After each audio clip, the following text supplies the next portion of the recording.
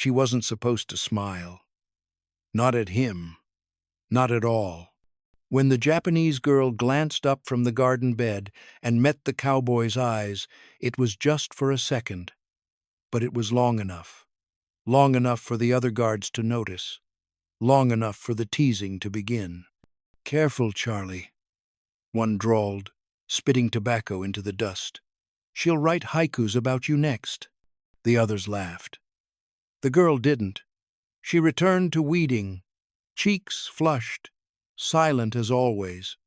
But that night, a folded scrap of paper was found tucked beneath a potato sack in the barn. A drawing, pencil sketched, careful. It showed the cowboy's horse, drawn from memory. Next to it, a figure, his sleeping in the shade of the barn. The folds were precise, the lines tender. This wasn't a crush. This was something else. Weeks later, when Charlie was thrown from that same horse and left unconscious for 2 days, it wasn't the guards who kept vigil. It was her. And what she did next silenced every laugh on the ranch.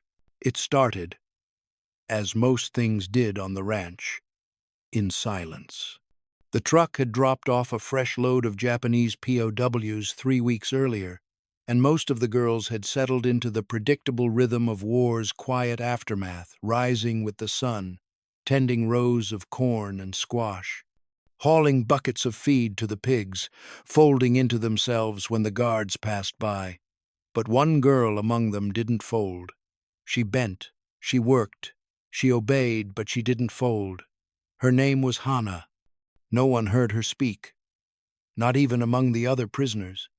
But she watched closely, carefully, like she was mapping this new world by the way it smelled, by the dust in the air, by the way the Americans moved with such ease, as if war hadn't scorched their bones. Hana was smaller than the others, not just in stature, but in movement, in presence. She moved like smoke, never lingering long enough to leave a shadow. And yet, Charlie noticed her anyway. He was the youngest of the guards, with a permanent smudge of dirt on one cheek and a harmonica tucked into his back pocket. Most days, he kept to himself, fixing saddles or refilling water troughs, humming under his breath. But when Hana knelt by the garden beds, tugging weeds with her small hands, something about her stillness caught his eye. One afternoon, as she reached for a stubborn dandelion root, Charlie crouched beside her and handed her a knife. She flinched, but he didn't say anything, just pointed to the tool, then the root, then nodded. She took it with both hands, bowed slightly, and returned to work. The next day, he offered her half an apple. The one after that, when her bootlace snapped, he knelt and tied it. She didn't thank him. She didn't need to. They understood each other in the way quiet people do without words. But the ranch wasn't built for silence. By the end of the week, the other cowboys had seen enough.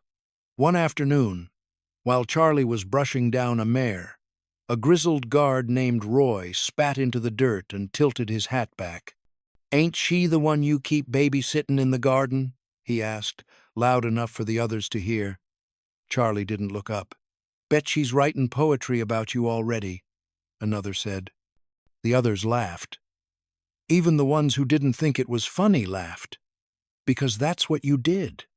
Charlie kept brushing the horse. That night, after lights out, one of the guards doing rounds found something folded beneath a sack of potatoes near the barn wall.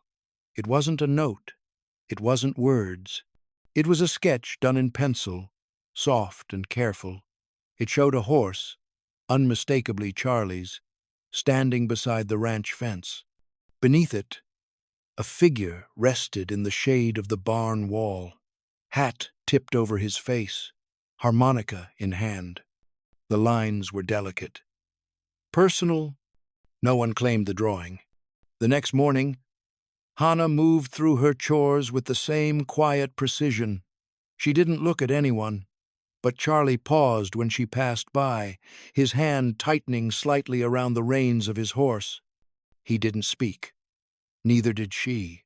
But something passed between them in that moment, something as real as a letter, as loud as a confession. The others noticed. Roy snorted. "Boy's gone soft," he muttered, shaking his head. "She's got him wrapped up tighter than a spring calf." Another guard grinned. "Just wait till she asks him to sing." But Charlie didn't laugh. He just watched Hannah walk away across the dirt yard, the morning sun casting long shadows behind her. She wasn't smiling. She never smiled. But her steps seemed lighter that day, like someone who knew they'd been seen not as a prisoner, not as the enemy, but as something else. And though no one said it, the teasing didn't land quite as easily after that, because deep down, some of them had seen it too. Something fragile, something dangerous, something that, if it bloomed, might prove harder to mock. By the following week, the laughter had grown teeth. "You planning to marry her, or just braid her hair?" Roy quipped one morning as Charlie tightened the cinch on his saddle. Another cowboy slapped the stall door and barked a laugh. "Careful, Charlie. That little songbird might turn you into a poet." The others chuckled, not because it was funny, but because it was easier than silence. Charlie didn't rise to it. He never did. He just adjusted his hat and walked out to the stables with that same quiet patience he always carried. But something in his shoulders had changed tense now, pulled tight like reins before a storm. The sketch found under the potato sack hadn't been spoken of again, but the men hadn't forgotten. They didn't need to. The way Charlie passed her a canteen during break, or how she looked up when he walked by those moments, said, "Enough." The camp was a pressure cooker. War hadn't taught men how to be gentle. It had taught them how to survive. So when one of their own started lingering too long around a prisoner, an enemy, it didn't sit right. Even if she was small, even if she was quiet, even if she looked at Charlie like she saw something no one else did. Hannah, for her part, didn't speak. She never had, but her silence had changed. Before, it had been a shell. Now, it was almost listening. She moved softer. Her gaze followed Charlie from the barn to the fence line. She sat near the hens when he was tending to the coop, even when it wasn't her duty. And once, only once, she hummed. Just a single note, low and hesitant, while planting squash seedlings. One of the other POW girls had jerked her head in surprise. But Hannah just kept working, cheeks pink. She wasn't sure what was happening. She didn't have the words for it. Not in English. Not even in Japanese. Affection had never been a safe thing to carry. Back home, you could love your country, your family, the emperor. Anything else was a liability. And yet here, in the scent of hay and sweat, in the sound of boots crunching gravel, in the brush of a sleeve too close to hers, she felt something soft unraveling inside her. It scared her. It thrilled her. Then one morning, he was gone. No announcement. No goodbye. Just a note pinned to the stable wall that said Charlie had been rotated to the southern fields 3 miles across the ranch, out near the cattle drives. Hannah didn't understand the words, but she understood the absence. When she brought feed to the barn that morning, the harmonica was gone from its usual post on the hook by the door. She waited longer than she needed to, lingering, pretending to sort nails, but he didn't come. The other girls noticed. So did the guards. Roy nodded toward her at dinner and muttered, "Guess she's got nothing to look at now." Another snickered, "Maybe she'll draw me next." But Hannah didn't respond. She didn't even look up. That night, under the flickering light of a bare bulb, she was given her first letter form, a blank sheet, a pencil, instructions. translated slowly, one page only. Tell your family you are well. Do not discuss camp procedures. Keep it short. She stared at the paper for nearly an hour. The pencil hovered, trembling. The only word she wrote, in careful hiragana, was Hitori, alone. She folded it, passed it to the translator, and returned to her bunk without a sound. The blanket that had once warmed her now felt heavy, too heavy. In the dark, she stared at the wooden ceiling above, the same slats she used to count knots in while waiting for Charlie's footsteps outside. But the barn was quieter now, and so was she. Before the war, Hannah had been a girl who loved no one. Not because she was cold, but because warmth had no place in the world she was given. Her childhood had been carved in silence, in the stiff bowing of her mother after telegrams arrived, in the way her father never returned from Manchuria, his name spoken only once more in prayer. She was taught that the emperor was her father now, and that devotion, not affection, would keep her safe. By 16, she was a nurse's assistant in a Tokyo field hospital. Her hands were steady, her eyes dry. She folded gauze while the walls shook from distant bombings. She boiled water, packed morphine into kits, and turned her face away when boys no older than her brother screamed into pillows. The head nurse taught her the most important word in their arsenal, gaman, endure. Endure hunger, endure blood, endure the crumbling of faces you had just learned the names of. Emotion was weakness. She was praised for her silence. Her fiancé, a boy named Kenji, had once pressed a red ribbon into her palm before boarding the train for Okinawa. She kept it folded in a tin box, unopened, until the news of his death reached her. She did not cry. She simply placed the ribbon back in the box and went to her shift. Later, she burned the ribbon herself. To carry it any longer, she decided, was indulgent. When the surrender came, she felt nothing. Not relief, not fear, just a hollow pause, like a radio losing signal. Orders stopped. Marches ended. Uniforms were folded, not for laundry, but because there was nothing left to do. They told her to board a truck. She did. They told her to board a ship. She obeyed. No one explained why. She expected cruelty on the other side. She expected hunger, hands, darkness. Instead, Texas smelled like grass, like horses, like bread. At first, she mistrusted everything. The food was too warm, the guards too casual, the nights too quiet. She thought the kindness would snap like a trap, but it didn't. She worked the fields and was thanked. She took soap to the showers and was not watched. She was handed socks, blankets, pencils, not with suspicion, but as if it was normal, as if she was just a person. And then came Charlie. He hadn't meant to thaw her. He hadn't even tried. That was what made it worse, or better, or harder. She didn't know the word for it. But she remembered the first time he handed her an apple and didn't wait for her to take it. He just left it on the fence post and walked away. She stared at it for 10 minutes before picking it up. That night, she dreamed of her brother for the first time in years. He was not a soldier, just a boy again, throwing apples into a basket on a hillside. She began drawing after that, quietly, in the dark, on the backs of ration slips or discarded mail, horses, trees, fence lines. She didn't know why. The pencil moved on its own. The pages carried something she couldn't say aloud. And now Charlie was gone, but her hands still remembered. They remembered his voice, low and rough, calling to the dog at dusk.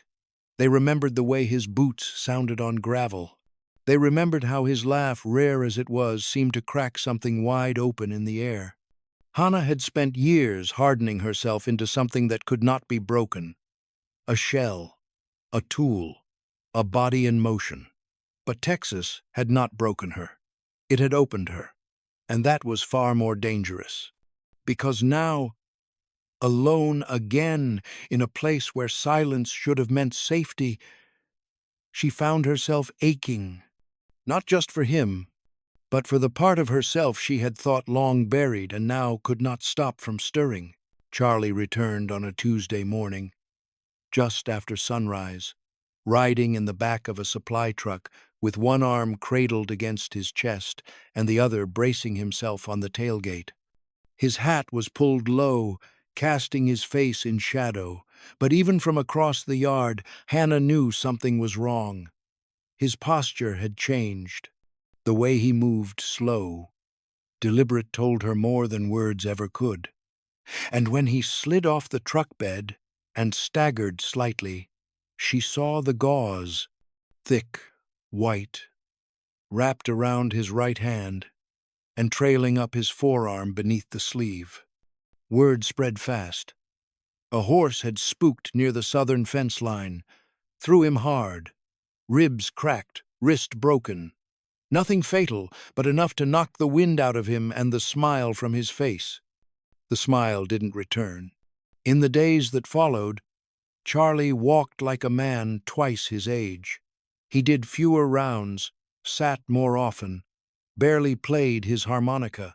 When he passed the POW women in the fields, he didn't look up. He barely looked at anyone. The others shrugged it off. Injuries were part of ranch life. But Hannah felt the silence like a weight in her ribs. She watched from the vegetable rows, fingers caked in soil, eyes following his shadow. He limped slightly. His shoulders sagged, and the way he held his injured hand against his chest, as if even gravity might take it from him, made something in her ache.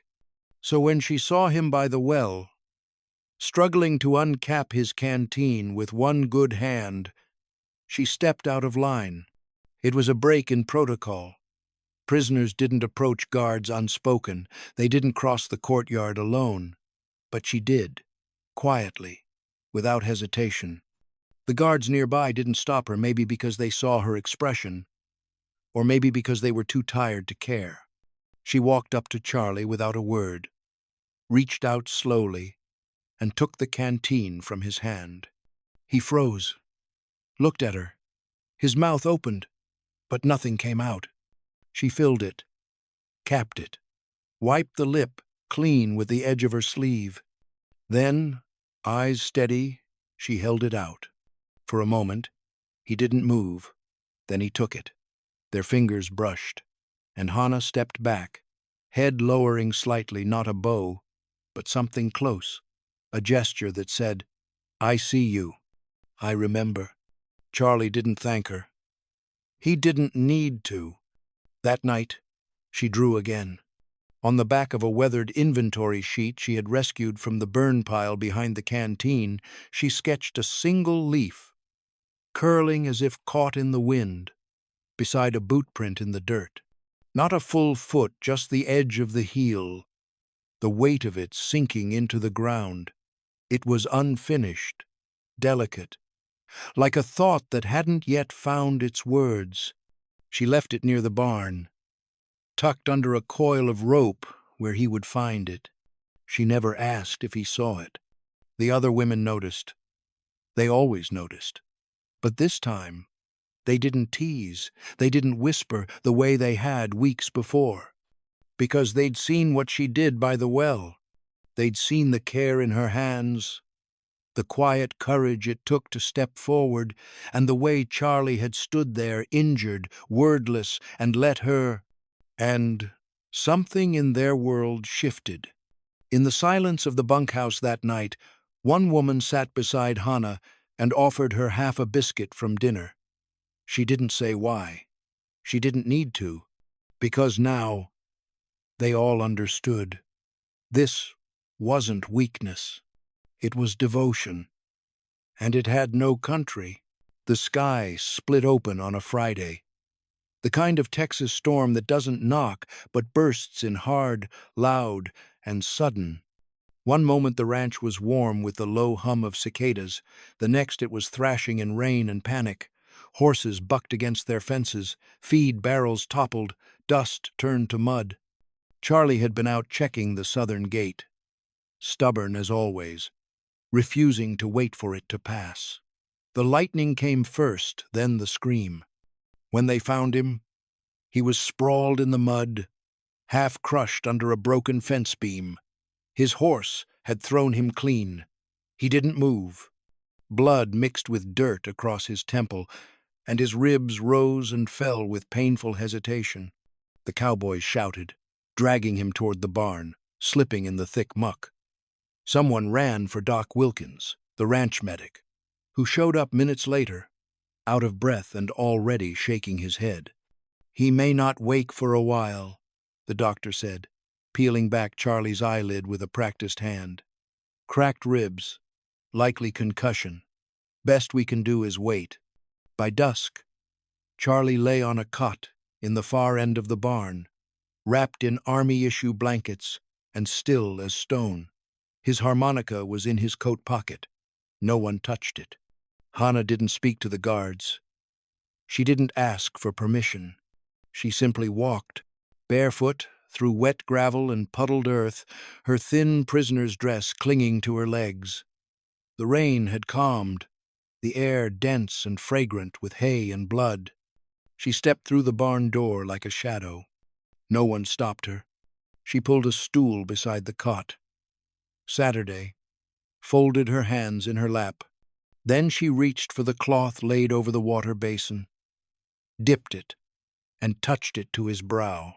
His skin was hot, damp, but his face so still, the jaw slack, lips parted, and she began to whisper, soft Japanese. Not poetry, not prayers, just words. Things she would have said if they'd ever had the chance. That his boots were always dusty, that his laugh only came out when he thought no one heard, that the drawing, yes, that drawing had been for him, that she never knew a man could be gentle and good at the same time. On the second night, she changed the cloth again, dabbed the edges of his mouth, combed his hair with her fingers. The guards looked in once or twice, but turned away. On the third night, she hummed, a melody no one at the ranch knew something from long ago, before firebombs and surrender, a lullaby her mother sang before the air raid drills began. She hummed it slowly, again and again, and each time the tune ended, she started from the beginning. By morning, her voice was hoarse. Then the fourth sunrise came. Pale light sliced through the barn slats. Dust hung like threads of gold in the air. Charlie stirred. Once, then again. His eyelids fluttered. Hannah leaned forward. Her breath caught.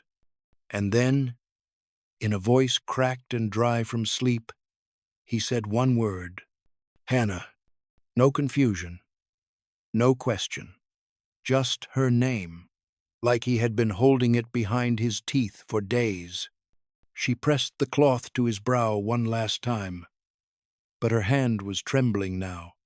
Outside, the barn swelled with morning birdsong. Inside, neither of them moved. Because something had passed between them, something too deep for speech, too dangerous for this place, and yet more real than anything the war had tried to take. And it had survived the fall. The change wasn't loud. It didn't march through the barracks or wave itself like a flag.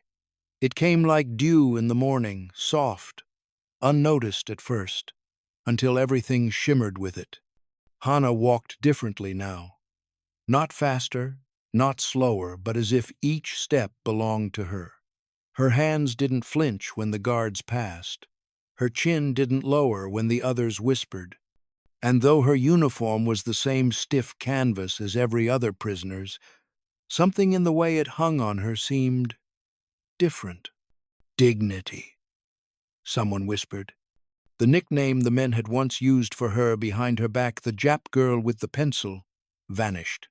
By the well, one of the cowboys who used to snicker when she passed tipped his hat. Once, he didn't say anything, just nodded, and she didn't nod back. She didn't need to. But the moment that sealed it came on a Sunday morning. The chow line was slow that day. The usual powdered eggs, dry biscuits, watery oats. Hannah moved through it like always quiet, hands clasped, eyes forward. But when she reached the end of the line, something different happened. A young guard, one she'd never spoken to, stepped out from behind the tray table. He held a separate plate, not chipped, not dented, and on it real bacon. Thick strips curled from the skillet. Next to them, eggs, soft in the middle, still steaming. He didn't say a word, just placed the plate gently in front of her, then stepped back. No one else received a plate like that. Hannah looked at the food, then at him. His face was blank, but his knuckles were white against his belt. A quiet apology, without sound. She did not eat it. Instead, she wrapped it carefully in her handkerchief, one she'd embroidered with the tiny outline of a sakura blossom weeks ago, and walked, slowly, past the mess hall, across the pasture, through the back corridor of the barn. Charlie was still recovering. Bruised ribs, stiff jaw. But he sat up now, propped by pillows, his blanket tucked over his lap. When she appeared in the doorway, he smiled, slow, crooked.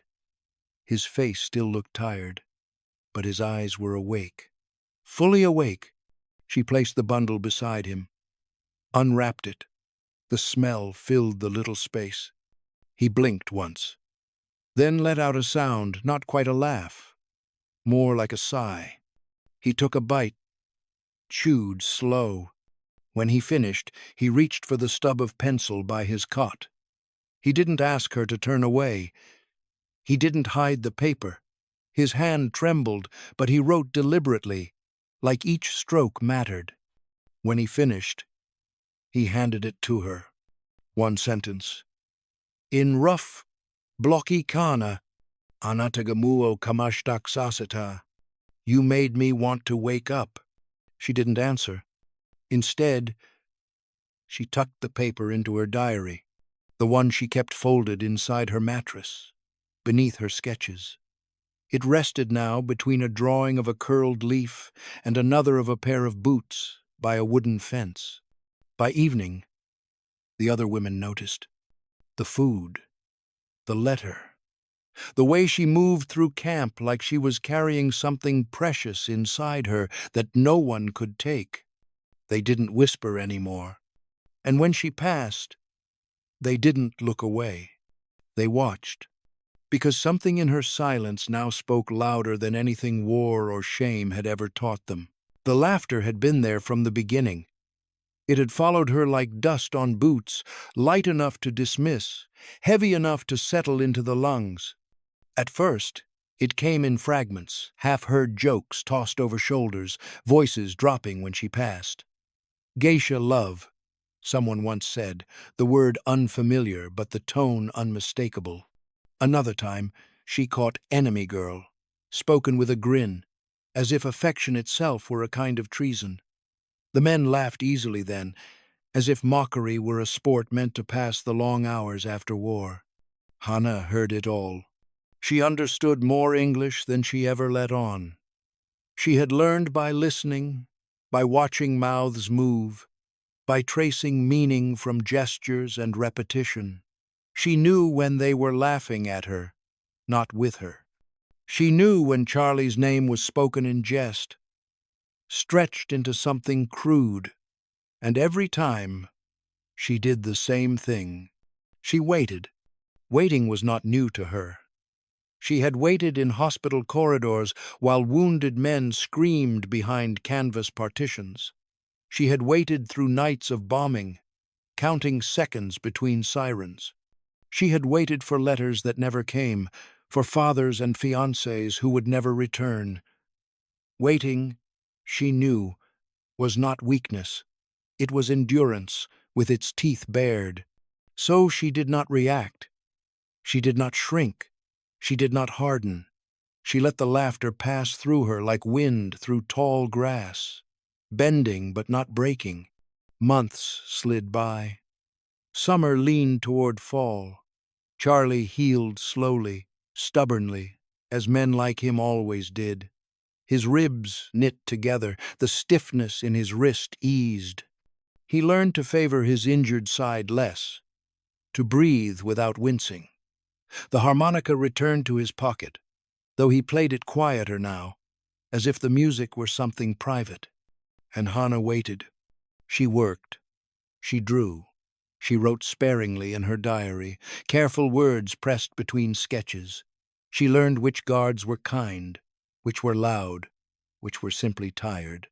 The laughter faded not all at once, but piece by piece. It was replaced by glances that lingered, by pauses in conversation when she entered a space. Respect didn't announce itself. It arrived quietly, like dusk. One evening, as the light softened and the fence line turned gold, Hannah sat alone near the far pasture. She balanced a scrap of paper on her knee and sketched the horses as they moved long legs, bowed heads, the slow dignity of creatures who had survived storms without understanding them. The pencil moved steadily, her hand sure. She didn't hear Charlie at first. He walked without the limp now, his stride almost what it had been before. He stopped a few steps behind her, unsure, as if afraid to disturb something delicate. He watched her draw, the curve of her shoulder, the way her hair caught the light, the concentration in her face, so different from the guarded stillness she wore when they first met. Finally, he cleared his throat. She didn't look up. "You've been busy," he said, voice low. Her pencil paused. Then she spoke quietly, plainly, as if stating a fact that needed no decoration. "You're late." The words landed between them, simple and heavy, not an accusation, not a complaint, just truth. Charlie exhaled, a sound halfway between a laugh and a surrender. "I know," he said. "I'm sorry." She turned then, just enough to glance at him from the corner of her eye. Her mouth curved, not quite a smile, but something close. She returned to the drawing, finished the line she had started, and tore the page free. She held it out to him.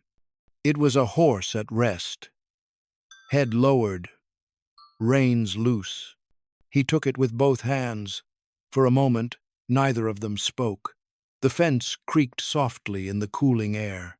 Somewhere behind them, the ranch settled into evening.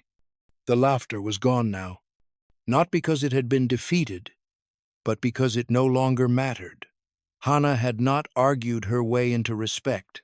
She had waited for it, and in that waiting, she had proven something none of them had expected. That devotion, quiet and unyielding, could outlast mockery. That patience could speak louder than defiance. Charlie folded the drawing carefully and slipped it into his pocket, close to his heart. Hannah gathered her things and stood, brushing dust from her knees. They walked back toward the barn, side by side, not touching, not needing to. Somewhere along the way, the world felt different, not healed, not forgiven, but changed. The next day was quiet, the kind of quiet that isn't just about sound, but weight, a stillness in the camp that seemed to hum under the surface as if the fences themselves had grown tired of separating things. Charlie had taken to sitting beneath the sycamore tree in the late afternoons. The bark was pale and peeling, like paper left too long in the sun. Its branches stretched wide, casting a cool patch of shade that broke the heat just enough to make a man linger. His ribs still ached some, but the bruises were yellow now, healing. The harmonica returned to his hands, though he didn't play for long. Just a few low notes, slow and bluesy, like a thought wandering off. That's where Hannah found him. She didn't say anything at first, just walked over, boots scuffing the dry earth, and sat cross-legged beside him. She folded her hands in her lap. He didn't stop playing, and she didn't ask him to.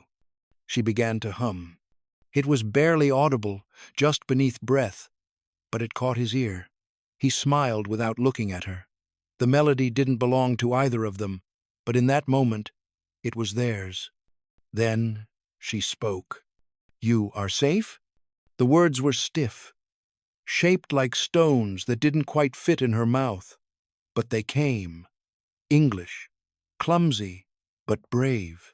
Her voice trembled slightly, not with fear, but with the kind of hesitation that only comes when one wants badly to be understood. Charlie turned toward her, eyes wide, his harmonica dropped into his lap. He nodded slowly. "Yeah," he said, "I'm safe." She bit her lip. "I am safe." He laughed, not mockingly, but softly, as if the words themselves had touched something sacred. "You are," he said. "You are." And then silence again. Not awkward, not empty, just enough. From a few yards off, a guard leaned against the side of a wooden post. It was Harris, the same man who once made a joke about geisha girls loud enough for Hannah to hear. Now he stood still, arms crossed, watching. He didn't smirk, didn't say a word, just watched, as if unsure what to make of what was unfolding beneath the tree. Because something had shifted, not just between the girl and the cowboy, but in the air itself, the way others moved, the way voices lowered. There were no more sharp laughs, no more cruel nicknames shouted across the yard. The camp had grown quiet, not with defeat, but with listening. Later that day, Charlie found a scrap of paper tucked near his cot. It was folded once, neat. On one side, a drawing, the sycamore tree, and beneath it, two figures, not touching, but close. On the back, in pencil, shaky but determined, were four words. "I learn more soon." Charlie didn't show it to anyone. He just folded it again, pressed it flat, and placed it inside his pocket. Hannah didn't speak English often after that. Not yet, but when she did, it was careful, deliberate, like each word carried weight, because to her, it did. Language had been the wall. Now it was a bridge. That evening, as the sun melted into the horizon, she sat again under the tree. Charlie joined her without asking, and as the harmonica sang once more, she hummed, then whispered a phrase not in Japanese, but in English. "Good. Music." Charlie didn't answer. He just kept playing. The corners of his mouth curved upward. The war was still out there, somewhere. But here, in this small circle of dust and shade, something else had taken root. Something slower, something patient. And for the first time in years, Hannah didn't feel like she had to wait anymore. She had spoken, and the world had listened. Are you finding this story as powerful as we do? If so, please like the video and drop a comment below telling us where in the world you're watching from. We'd love to hear your thoughts. The paper was thin, the kind that curled at the corners if you didn't press it flat. It smelled faintly of sawdust and smoke, like everything in the camp eventually did. Hannah sat cross-legged on the bunk, knees tucked under her, the stub of a borrowed pencil in hand. Outside, the guards were packing crates. The war was over. Papers had been signed. Orders given. The women were to be repatriated within the week. But before that, she was allowed one letter, just one. She stared at the page for a long time before writing. Not because she didn't know what to say, but because she knew exactly what not to say. She didn't mention Charlie, didn't mention the harmonica or the sycamore tree, or the word safe, spoken between people who were never supposed to speak. She didn't write about the fall, the nights by the cot, or the drawing of a man's bootprint beside a leaf. Instead, she wrote this: I am alive. I was not harmed. The Americans did not hurt us. They gave us food, work, shelter. They did not speak hatred. Some even smiled. I worked hard. I changed. That is all. She signed it with her family name, folded it neatly, handed it to the sergeant. He tucked it into a brown pouch with the others. That letter never reached her mother. Instead, somewhere in a government office in Tokyo, it was opened by a man in a gray uniform who had read 1,000 others. Letters full of coded grief, false cheer, or total silence. But this one made him pause. He read it again, then again. He didn't underline anything, didn't circle names. He simply placed it in a separate file and closed the drawer. Because how do you explain a letter that quietly says the enemy was kind? Back in Texas, the sun hung low on the day of departure. A truck idled by the gate. The women stood in line, canvas satchels in hand. Most were quiet. A few wept. Hannah did neither. Charlie was not in uniform, just jeans and a shirt with the sleeves rolled up. His arm was better now, but he still moved stiffly. He approached without ceremony. No salute, no final bow, just a gesture. He held something out to her. A pencil, long, unsharpened, new. For later, he said. She looked down at it, then back up at him. Her eyes did not water. Her face did not tremble. She nodded once. A small motion, but steady. Then she stepped onto the truck without looking back. As the engine coughed to life and the wheels began to turn, Charlie remained by the fence. The wind lifted dust around his boots. Inside her bag, next to her diary and the folded drawing of a sycamore tree, the pencil rested. A quiet object, but not small. She didn't wave. But as the truck turned past the barn, she touched her fingers once to the edge of the canvas flap, then let them fall.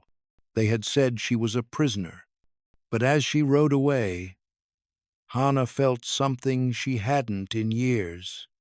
Not freedom, exactly, but direction, and that was enough. Years later, the sun had not changed much over the Texas plains. It still spilled gold across the barns at dawn, still painted the dirt red when the day died. But the men were older now. Their boots creaked louder.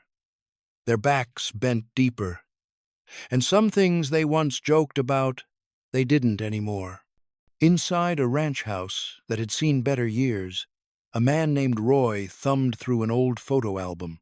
The leather was cracked, the edges worn soft by decades of fingers and dust. He stopped not on a photo, but on a folded sheet tucked between the pages. Carefully, he opened it. A pencil sketch. It showed a horse beneath a sycamore tree, its head tilted just slightly, as if listening. On the ground nearby, a harmonica rested atop a stone, and just beside the roots, barely visible unless you looked close, was the outline of a woman's sandals, toes pointed outward. She sent it from Tokyo, Roy said, his voice barely above a whisper. He passed the drawing around the table, where 3 other cowboys sat nursing their coffee in silence. They leaned in, one by one. No one spoke, no one chuckled, because they remembered. They remembered how she used to walk with her head down, spine like a ruler, how she never responded to the jabs, the barbed jokes, the sideways glances, how she waited not with weakness, but with something they hadn't understood at the time, something steadier than pride. They remembered Charlie, too, how he changed after the fall, how he never quite explained why the Japanese girl sat beside his cot for 3 nights, barefoot and silent, fanning his fevered brow. He never needed to. The guards remembered the plate of bacon she carried across the yard, the harmonica tune under the sycamore, the sketch of a leaf curled beside a boot print. And then one day, she was gone. But the image stayed. Years passed, and men moved on. Some stayed on the ranch, some didn't. Some raised families, others drank themselves quiet. But none of them forgot the girl who had said nothing and yet had spoken more than all of them. Roy reached into the back of the album and pulled out the envelope it came in. No return address, only the word Texas, written in block letters. The postmark was smeared, but the year was clear, 1951. He looked at the others. "She didn't have to send it," he murmured. "But she did," one of them said, and they fell silent again. Thousands of miles away, in a quiet Tokyo park dusted with cherry blossoms, a woman sat cross-legged with a sketchbook on her lap. Her hair was streaked with silver now, her fingers worn but steady. She pressed the tip of a pencil against the page and began to draw a line, a long, straight one. It curved gently at the end, the start of a fence. No barbed wire, just wood posts. In the distance, someone played music, not a harmonica, but close. She closed her eyes for a moment, then opened them again. She smiled. Somewhere in a Texas ranch house, 4 old men sat with coffee cooling in their hands, and none of them laughed. Because sometimes the quiet ones are the ones who change you the most, and sometimes the stories you almost forgot are the ones worth remembering. If this story moved you, please like the video and tell us in the comments where you're watching from. And thank you for remembering a story the world nearly forgot.